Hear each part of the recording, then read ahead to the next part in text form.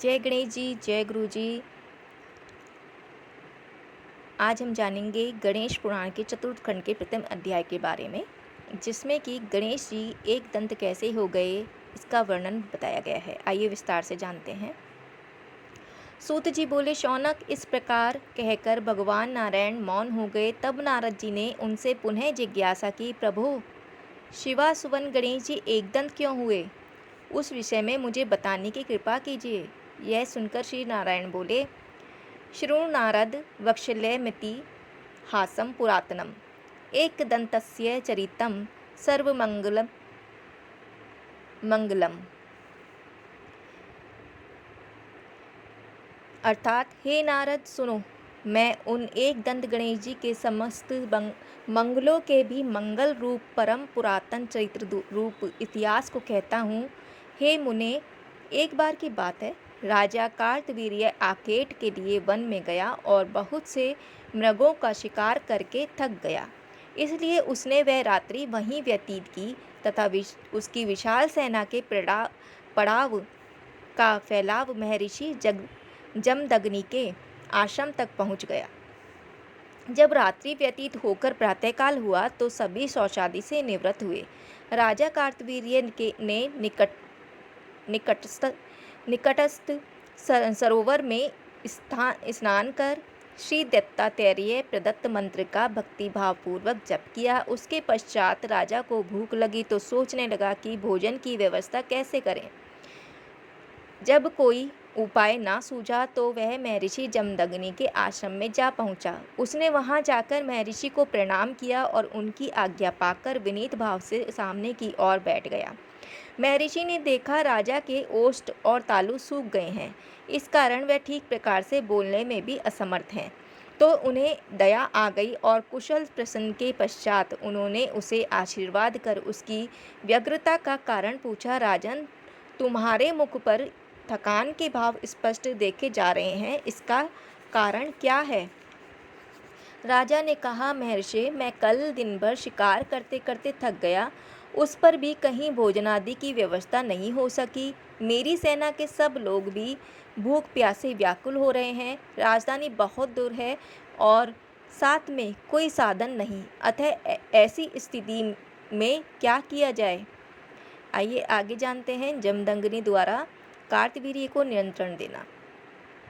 मुनि ने राजा की व्यथा सुनी तो संभ्रम पूर्वक राजा को निमंत्रण दे बैठे। वस्तुतः मुनि को यह पता नहीं था कि सेना की कितनी संख्या है, किंतु बाद में पता चला तो उन्हें अपनी भूल का ज्ञान हुआ। अब वे सोचने लगे, इतने अधिक जनसमूह की तृप्ति के लिए भोजन सामग्री कहाँ से आवे, और सामग्री प्राप्त भी हो जाए तो भोजन बनाएगा कौन? महर्षि के आश्रम में कामधेनु विद्यमान थी। मुनि ने सोचा, अब तो यह कामधेनु ही मेरे वचन का निर्वाह कर सकती है, अन्यथा राजा के समक्ष मिथ्यावादी समझा जाऊंगा, जिससे क्रुद्ध हुआ राजा कुछ अनिष्ट भी कर सकता है। ऐसा सोचकर महर्षि ने कामधेनु से प्रार्थना की, हे सुरभे, मैंने राजा की उसकी सेना सहित भोजन का निमंत्रण दे दिया, परंतु उतने बड़े जनसमूह के आहार योग्य ना तो सामग्री है, ना बनाने वाला रसोइया ही। इस स्थिति में बताओ कि मैं क्या करूं? कामधेनु ने महर्षि की बात सुनकर उन्हें आश्वासन दिया, महर्षि, आप चिंता क्यों करते हैं? यह राजा और इसकी सेना तो क्या, मैं समस्त विश्व को भोजन कराने में समर्थ हूँ। आप निश्चित होकर राजा को सेना सहित बुला लीजिए, फिर आप जिस जिस द्रव्य की इच्छा करेंगे वही वही द्रव्य प्राप्त हो जाएगा, चाहे वे त्रिलोक्य में भी दुर्लभ क्यों ना हो। यह सुनकर महर्षि बड़े प्रसन्न हुए। उन्होंने शिष्य को आदेश दिया कि राजा को सेना सहित भोजन के लिए बुला लाओ। शिष्य ने राजा को मुनि का संदेश दिया और राजा प्रसन्नता पूर्वक अपने समस्त सैनिकों सहित आश्रम में आ गए, परंतु छोटा सा आश्रम, उसमें कोई विशेष सामग्री नहीं। यह देखकर राजा ने सोचा, मैंने बड़ी भूल की जो इनका निमंत्रण स्वीकार कर लिया। बेचारे इतने बड़े जनसमूह को भोजन कराने के लिए कैसे व्यवस्था करेंगे? अच्छा होता कि मैं अकेला ही यहाँ आता। राजा के मन की उथल पुथल महर्षि से छिपी न रही। उन्होंने कहा, महाराज आप चिंता ना करें, यहाँ सभी की इच्छित पदार्थों से भोजन कराने की व्यवस्था है। राजा को बड़ा आश्चर्य हुआ। सभी को भोजन, और वह भी इच्छित पदार्थ का? कहीं महर्षि किसी भ्रम में तो नहीं है? फिर भी राजा शांत होकर बैठ गए। अन्य सब ने भी पंक्तियां लगा लीं। तभी देखा कि सभी के समक्ष पत्तलें लग गई हैं और उन पर वे ही पदार्थ हैं जिनकी इच्छा खाने वालों ने की थी। अर्थात जिनकी इच्छा मिष्ठान की थी उसकी इच्छित मिष्ठान, और जिसकी इच्छा नमकीन की थी उसकी पत्तल पर इच्छित नमकीन रखी थी। जो रोटी चाहता था उसे रोटी, पूड़ी चाहता था उसे पूड़ी, और जो मेवा चाहता था उसे मेवा की प्राप्ति हुई। एक एक कर सभी इच्छित पदार्थ पत्तलों पर आते रहे। यह पता नहीं चला कि उन्हें कौन कब रखा गया। थोड़ी देर में ही सेना सहित राजा पूर्ण रूप से तृप्त हो गया। वस्तुतः भोजन में प्राप्त सभी वस्तुएं दुर्लभ थीं। राजा जानता था कि उन सब का निर्माण इतने अल्प समय में राजभवन में भी नहीं हो सकता था। राजा उस अवस्था में से आश्चर्य में पड़ गया और मुनि के पास से अन्यत्र जाकर उसने अपने सचिव बुलाकर कहा,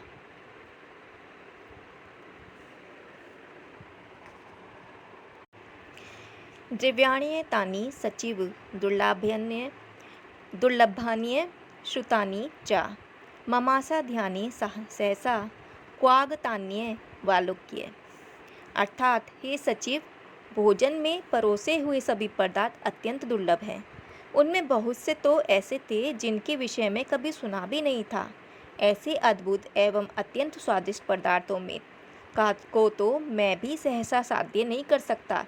इसलिए तुम मुनि के आश्रम में जाकर यह पता लगाओ कि यह सब वस्तुएं यहाँ आई कहाँ से। राजा की आज्ञा सुनकर जो आज्ञा कहता हुआ सचिव मुनि के आश्रम के भीतर भाग में जा पहुंचा और सर्वत्र देखभाल करके के पश्चात राजा के पास लौट आया और राजा से निवेदन करने लगा, महाराज, आपकी आज्ञा से मुनि के आश्रम में भीतर जाकर मैंने एक एक चप्पा चप्पा भूमि छान डाली, किंतु कहीं भी भोजन सामग्री तो क्या उसके लिए पात्र भी दिखाई नहीं दिया। मुनि के घर में केवल यज्ञ काष्ठ, कुश, पुष्प, फल, आज्य एवं यज्ञ अग्नि के अतिरिक्त अन्य कुछ भी नहीं मिला। वहाँ कृष्ण जिन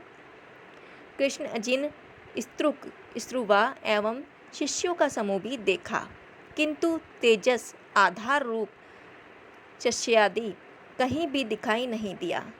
आश्रम के सभी निवासी वृक्षों की छाल के वस्त्र धारण किए हुए एवं जटाजूट से युक्त पाए गए। आश्रम के एक स्थान में एक सुंदर गाय बंधी हुई थी, जो कि चंद्रमा के समान शुभ अंग वाली, अरुण नेत्रों से युक्त एवं देखने में अत्यंत सुंदर है। सभी आश्रमवासी उसे कपिला नाम से पुकारते हैं। हे राजन, मुझे तो वह गाय ही समस्त पदार्थों, शस्यों, विभिन्न ऐश्वर्यों से युक्त एवं गुणों की आधार प्रतीत होती है। इसलिए आप चाहें तो मुनि से उस धेनु की याचना कीजिए। संभव है कि वही इस सिद्धि का मुख्य कारण हो। आइए जानते हैं कार्तवीर्य का जमदग्नि से कामधेनु की मांग करना। राजा को सचिव का परामर्श युक्त प्रतीत हुआ। उसने सोचा, अवश्य ही यह गाय ही आहार की सिद्धि में प्रमुख कारण है, इसलिए मुनि से इसी की याचना करनी चाहिए। ऐसा विचार कर राजा महर्षि जमदग्नि के पास जाकर बोला, भिक्षाम देहि कल्पत्रो कामधेनुच्च कामदाम मह्यम भक्ताय भक्तेश भक्तानुग्रह कारक। अर्थात, हे भक्तों के स्वामीन, हे भक्तों पर अनुग्रह करने में सदैव तत्पर रहने वाले मुनीश्वर, मुझ भक्त पर कृपा करके कल्पत्रु रूप एवं सर्व कामनाओं के पूर्ण करने वाली कामधेनु की मुझे भिक्षा दीजिए। हे नाथ, आपके समान श्रेष्ठ दाताओं के लिए ऐसी कोई वस्तु नहीं जो अदेय हो। देखिए, प्राचीन काल का वृत्तांत है। कि देवताओं की याचना पर महर्षि दधीचि ने अपनी अस्थियां तक दान कर दी थीं।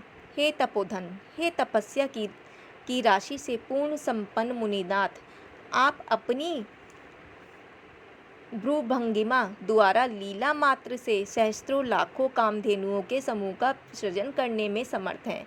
हे प्रभु, मुझ पर कृपा कीजिए। इस कामधेनु की मेरे जैसे अधिक जनसमूह वाले के लिए बड़ी आवश्यकता है, जबकि वह आपके लिए कोई विशेष महत्व की नहीं है। मुनि ने राजा की बात का कोई उत्तर नहीं दिया। सोचा स्वयं ही समझ जाएगा कि नहीं देना चाहते, किंतु राजा तो काल के वशीभूत हो गया रहा था। उसे उत्तर प्राप्त हुए बिना चैन कहाँ था। एक माँ प्रतापी क्षत्रिय होकर ब्राह्मण से दान मांगते हो। दान लेना तो ब्राह्मण का कार्य है, क्षत्रिय का नहीं। क्षत्रिय तो सदैव दान देते आए हैं, फिर तुम क्यों धर्म विरुद्ध चेष्टा करते हो। राजा ने कहा, मुनीश्वर, धरती पर विद्यमान सभी वस्तुओं का स्वामी राजा ही होता है। वही सबके प्राणों का भी अधिकारी है। चाहे जिससे इच्छित वस्तु प्राप्त करने का उसे पूर्ण अधिकार प्राप्त हो। इसलिए आप मेरे ईश्वर प्रदत्त अधिकार को ध्यान में रखकर कपिला धेनु मुझे सौंप दीजिए। इसी में आपका और आपके समस्त आश्रमवासियों का कल्याण निहित है। आगे जानते हैं। मुनि द्वारा गौ दान देने को अस्वीकार करना। मुनि ने कुछ रुष्ट होते हुए कहा, अरे नृपाधम, तू तो अत्यंत दुष्ट और वृश्चिक प्रतीत होता है। आज तक किसी भी राजा ने किसी ब्राह्मण की वस्तु पर दृष्टि नहीं लगाई, किंतु आज तो तू मेरी प्राणों से भी प्रिय कपिला धेनु को ले जाना चाहता है। देख, यह कामधेनु भगवान श्री कृष्ण ने गोलोक में श्री ब्रह्मा जी को प्रदान की थी। ब्रह्मा जी ने इसे महर्षि भृगु को दिया था और उन्होंने मुझे। इस प्रकार यह धेनु मेरी पैतृक संपत्ति है। इसका प्राकट्य गोलोक में भगवान के ही द्वारा हुआ है। यह त्रैलोक्य में कहीं भी मिलनी संभव नहीं है। इसलिए दुर्लभ धेनु का लीला मात्र से ही कैसे उत्पन्न कर सकता हूँ। राजा ने पुनः कहा, मुनिनाथ, यह गौ तो मुझे लेनी ही है। उचित यही है कि आप किसी प्रकार की सहमति व्यक्त करते हुए इसे मुझे दे दें, क्योंकि ऐसी गौ आप जैसे मुनियों के काम की नहीं, वरन राजाओं के ही काम की हो सकती है। हट करने से आपका कोई प्रयोजन सिद्ध होने वाला नहीं है। जमदग्नि बोले, अरे मूढ़ नरपाल, मैं कोई हल चलाने वाला तो हूँ नहीं जो तेरी धमकियों में आ जाऊँगा। मैं तुझे अतिथि समझकर ही इतनी बातें सहन कर रहा हूँ, अन्यथा एक क्षण में ही समस्त सेना के सहित तुझे भस्म कर सकता हूँ। इसलिए उचित सही यही है कि मेरे क्रोध की वृद्धि ना कर और शीघ्र ही यहाँ से अपनी राजधानी लौट जा। राजा को कुछ क्रोध आ गया, किंतु क्रोध को रोकता हुआ पुनः बोला, मुनीश्वर, मैं तुम्हें ब्राह्मण होने के कारण ही छोड़ दे रहा हूँ, अन्यथा मेरी बात न मानने पर मृत्युदंड ही दिया जाता है। अब तुम अपनी गाय मुझे तुरंत दे दो, अन्यथा परिणाम ठीक नहीं निकलेगा। इस पर मुनि को भी क्रोध आ गया, किंतु अप्रिय घटना ना घटे ऐसा विचार करते हुए बोले, गृहं गच्छ मत कोपम नेव वधर्दय पुत्र दारा दिंकम पश्य देवबाधित पामर। अरे पामर, मेरे क्रोध को अब और अधिक ना बढ़ा। जा, घर जा और वहाँ अपने पुत्र, स्त्री आदि परिवारीजनों को देख।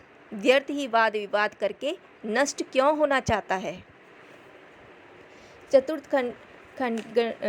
खंड के प्रथम अध्याय का वर्णन अभी यहीं समाप्त होता है। कल फिर हाजिर रहेंगे चतुर्थ खंड के द्वितीय अध्याय के साथ। तब तक के लिए जय गणेश जी, जय लंबोदराय, जय गुरु जी।